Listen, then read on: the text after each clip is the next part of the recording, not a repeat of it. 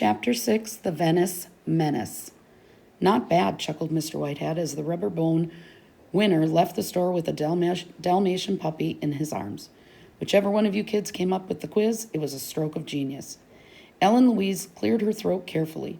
Benji and Mark had elected her to suggest to their sponsor that his prizes might have been a little better. Well, we were kind of thinking that it would have been nicer if the prizes didn't seem like tricks to get people to buy pets. Mr. Whitehead shrugged. What tricks? That guy didn't have to buy a dog. He could have chewed on that bone himself.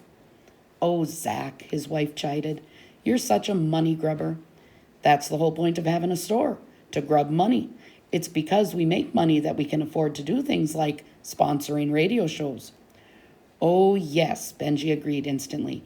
And here it is, just a few hours after the show, and you've already sold a puppy. And 2 turtles, said the shopkeeper, rubbing his hands together with glee. I can hardly wait till next week's quiz. Next week, repeated Ellen Louise. She had never liked the idea of using Ms. P's trivia questions on the air, and did not relish the thought of doing it again. Of course, exclaimed Mr. Whitehead. We've got a real winner here. I want you to make it a weekly feature. Good idea, agreed Mark happily. If all went well, he might never have to worry about the independent research assignment. At that moment, the front door opened, and a young woman with long hair entered the store. She caught sight of Winston Churchill, perched unsold in his cage in the window. Gosh, you're beautiful, she exclaimed. This parrot is a ripoff, Winston Churchill told her. The rare smile on Mr. Whitehead's face vanished as quickly as it had appeared. He bounded over to the shocked customer. Yes, ma'am. May I help you? Dazed, she pointed to the cage. That parrot just called himself a ripoff. The storekeeper laughed painfully. Ah, yes, this particular parrot not only talks, but it has a sense of humor too. Wonderful bird. A real bargain. This parrot is a ripoff, Winston Churchill corrected. The customer looked at the price tag and back at Mr. Whitehead. Your parrot is more honest than you are. She hurried out of the store. When Mr. Whitehead turned back to the 3 co-producers, his face was a thundercloud. Now, Zach, Mrs. Whitehead began. He ignored her. All right, which one of you is responsible for teaching the bird his new line? He leaned over, stopping his face about 3 inches from Mark's, as if I had to ask. It was a misunderstanding, Mark offered weakly. Well, you've got 7 days to unmisunderstand it, the storekeeper stormed. Teach it something decent for next week's show. Benji was horrified. We can't use Winston Churchill again, he exclaimed. It's already been 2 weeks in a row. Mr. Whitehead quelled his protest with one look. If there's going to be a kid's view next week, there's going to be a talking parrot on it, as the mascot of the week. Understand? As the 3 left the store, Benji couldn't resist firing a dirty look at the orange and green bundle of feathers in the cage. If I had $195, I'd buy that parrot just for the pleasure of plucking it naked. Hey, scaredy cats, came a voice from the pit, as the students of 5th grade seminar were settling into their seats after Monday morning recess. Didn't the sun look kind of different out there today? Maybe it's getting ready to go supernova. Big joke, snapped Arthur, tight-lipped. Don't pay any attention to them, Benji advised him. I know that voice, cried another pit person. It's Quizmaster Benjamin Driver, the man with the power to turn ordinary citizens into poop scoop owners. Say, didn't that trivia quiz remind you of something familiar? Came a third voice. Ellen Louise squirmed uncomfortably in her chair. Mark leaped to his feet to face the pit. If you tell on us, you're cheating yourself out of free homework. Naturally, there was no response as the pit people sat, eyes front, faces innocent. But when Mark took his seat again, all 5 voices chorused, Good point. Ms. P breezed in, her long brown hair bouncing energetically on her shoulders. She beamed at them. I've examined your independent research assignments, and I must say I'm very impressed. A good many of you got 100%. Benji couldn't help smiling. He hadn't realized that so many of his classmates tuned in to Kids View. This supports my whole idea of the seminar, the teacher continued. Give a 5th grader challenging work, and he or she rises to the challenge. Mark looked pleased. Hey, wow, I rose to a challenge, he whispered. I thought I was goofing off. Benji tried to control his laughter, but a loud snort escaped. Surprisingly, Ms. P smiled at him. Good work, Benji. 10 out of 10. She placed the corrected paper on his desk. I'm so pleased, she raved. Next time I can make the assignment even more challenging. Benji looked thoughtful. Were the Kids View listeners ready for a more challenging quiz? I don't see how you can unteach a parrot his only sentence, said Mark with great conviction. It was morning recess on Wednesday, and the 3 Kids View co-producers were on their way to the office to check the sign-up sheet for Saturday's show. Look, it's simple, said Benji. Friday after school, you go to our annual Friends and pick up Winston Churchill for the show. You put him in a room with your stereo, and you play the same thing over and over again. You mean like my new electric catfish album? Mark asked. No, Benji exploded. It has to be talking. The idea is that the bird should forget what he says now and start saying whatever's on the stereo. And don't play it too loud, warned Ellen Louise. You mustn't risk scaring Winston. Benji groaned. If I thought scaring him would help, I'd be hiring Dracula right now. The 3 turned the corner into the office, and Benji ran up to pull the list from the wall. Not bad, he grinned, passing it over to Ellen Louise. The paper's almost full. Ellen Louise smiled too. Great, the best sign-up yet. She handed the sheet over to Mark, who took one look at it and went white to the ears. Oh, no. Benji was mystified. What's the matter? Horrified, Mark pointed to the first name on the paper. Brad Jaworski. Who's Brad Jaworski? Asked Ellen Louise. Mark stared at her. Who is he? Brad Jaworski? The biggest, toughest, strongest guy in school? The Venice Menace? Even the kids from the junior high won't mess with Brad Jaworski. Benji looked terrified. You mean that monster from the 6th grade who always wears that leather jacket with the skull and crossbones on the back? Yeah, him, said Mark.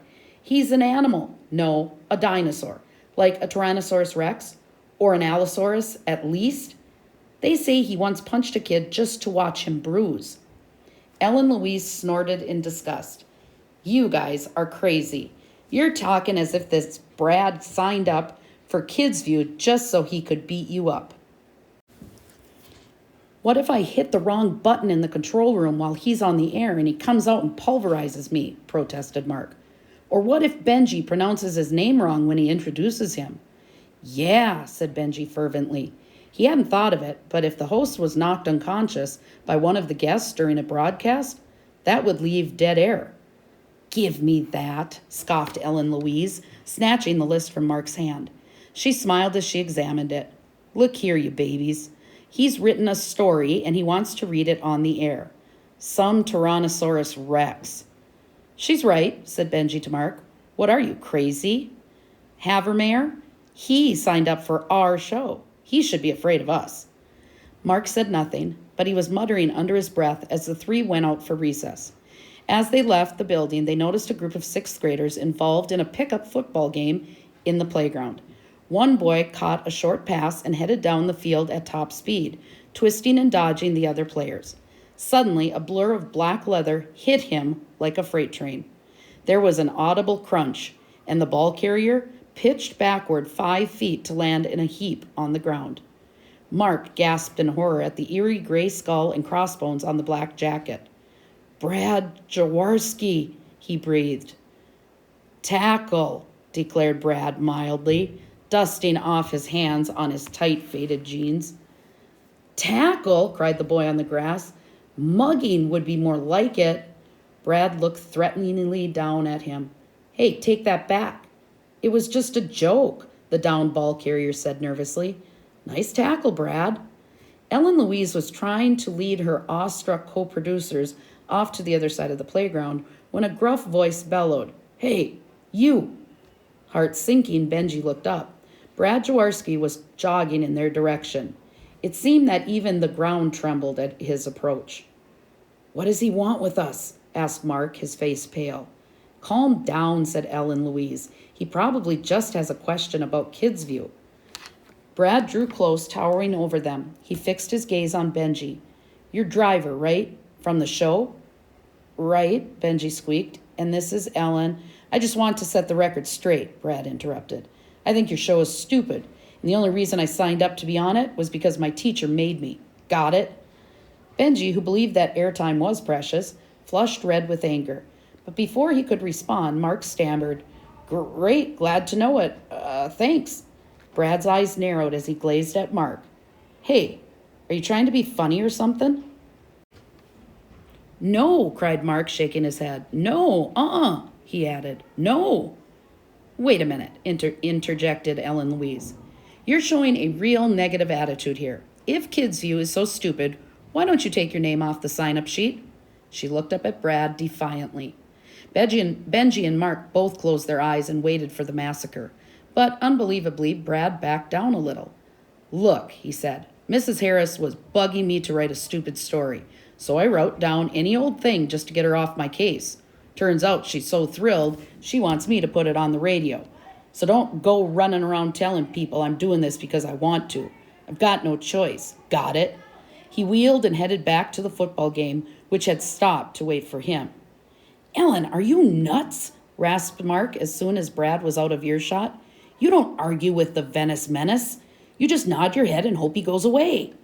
She ignored him. The nerve of that guy, putting down our show. Who does he think he is? King Kong, said Mark fervently. And he's right. Didn't you see that little tackle a few minutes ago? Well, he could have done the same thing to all three of us at once and still have had enough energy left to bash our heads in. When we do the Kids View interview this afternoon, let's count it that we've already met with Jaworski. Good idea, agreed Benji faintly. But we have to know what his story is going to be about, Ellen Louise protested, so we can schedule it into the best spot for the overall tone of the show. Benji shrugged, even though he was very keen on tone.